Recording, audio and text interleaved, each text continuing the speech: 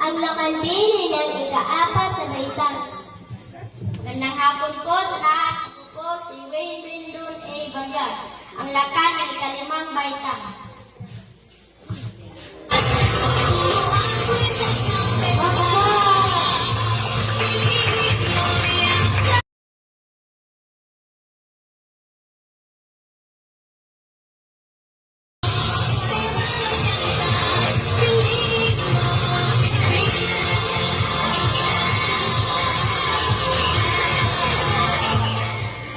Magandang hapon po sa lahat.